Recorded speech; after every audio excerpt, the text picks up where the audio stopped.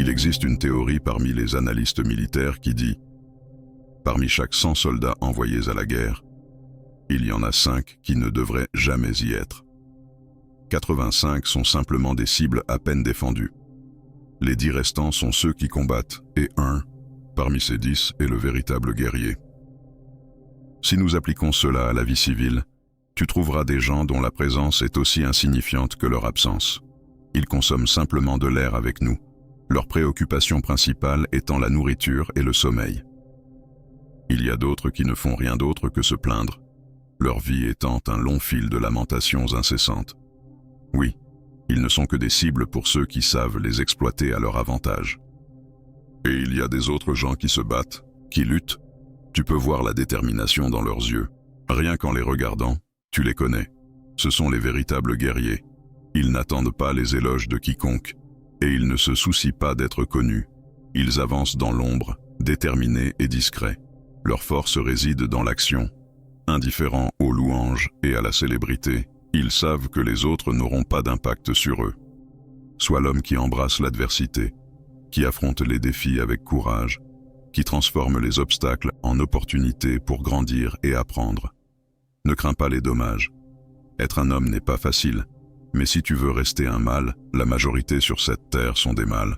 Ils naissent, vivent et perpétuent leur lignée, conformément à des normes sociales souvent imitées.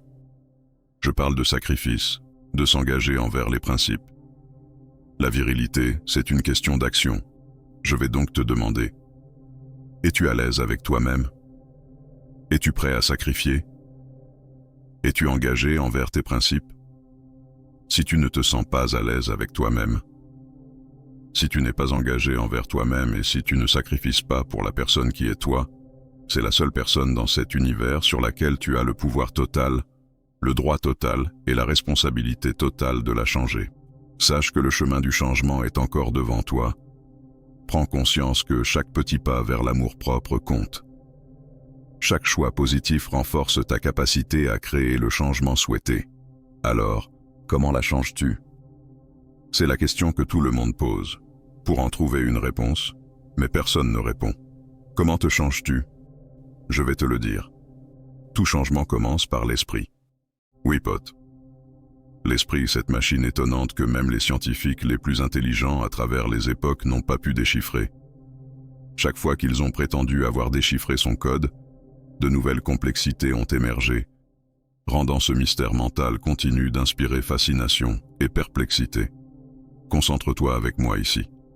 Loin des complications et des philosophies sur le fonctionnement de l'esprit, la meilleure façon de le programmer ou de se concentrer davantage sur le subconscient et autres affirmations entendues plusieurs fois. Écoute-moi, pote. Je veux que tu joues simplement ce jeu avec ton esprit. Quand tu ne ressens pas le désir de faire ce que tu devrais faire et que tu te sens léthargique, tu entends ton esprit te dire « Pourquoi ne nous reposons-nous pas aujourd'hui ?» C'est là que le jeu commence. Je ne veux pas aller à l'entraînement. Va à l'entraînement. Je ne veux pas sortir du lit. Sors du lit. Je ne veux pas accomplir ces tâches de ce projet. Ouvre l'ordinateur et commence à les accomplir. Je ne veux pas étudier. Prends le stylo et commence à étudier. Tu me diras, est-ce que ça me change aussi simplement? Oui, pote. Ce n'est pas de la physique quantique. C'est simplement un jeu avec ton esprit. Si tu veux le rendre plus réaliste, prends un papier et un stylo. Fais un tableau avec 2 colonnes. Moi, l'esprit. À chaque fois que tu gagnes ton esprit, enregistre un point dans ta case et sois équitable. Essaie cela pendant 1 semaine. Et n'oublie pas de revenir me dire les signes du changement.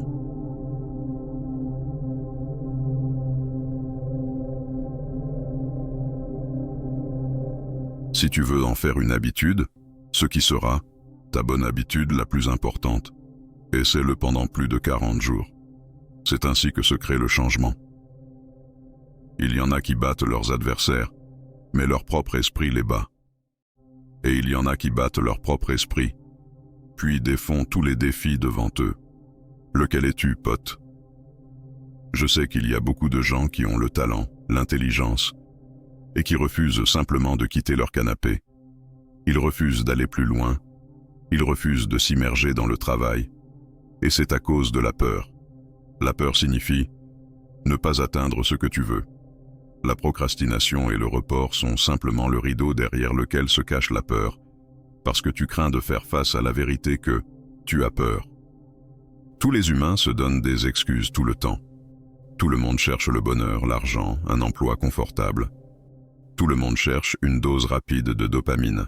C'est pourquoi tout le monde fuit le changement. Parce que ce ne sera pas amusant. Parfois, tu dois faire des choses que tu détestes. Tu dois jouer contre ton esprit tous les jours, car c'est ainsi que tu te développes en tant qu'individu. Es-tu prêt à courir quand la distance est inconnue? Se lever tôt quand tout le monde autour de toi dort profondément. Lire des livres quand la plupart sont accrochés à leur téléphone. Et pourquoi poursuivre cette chose appelée la victoire? Parce que c'est la seule chose que si tu ne la poursuis pas, cela signifie la défaite. Le seul qui peut le réaliser pour toi, c'est toi. C'est toi contre toi.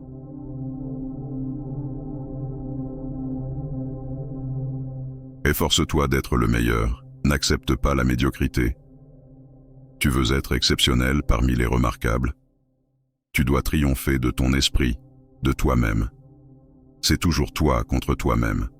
Souvent, tu te retrouves inquiet à propos de ce que tu fais, de l'endroit où tu iras, de l'endroit où tu seras, et des personnes avec lesquelles tu te mêleras, parce que tu as peur de sortir de ta zone de confort. Écoute-moi bien, pote. Ne laisse pas le confort anéantir tes objectifs et tes aspirations. Fais tout ce qui est nécessaire et suis ta propre voie. Tu recherches la paix, le bonheur et la fierté qui viennent après l'effort. Tu ne veux rien de temporaire, rien de rapide. L'objectif du vrai chasseur n'est pas ce qu'il capture. L'objectif du vrai chasseur, c'est la chasse elle-même.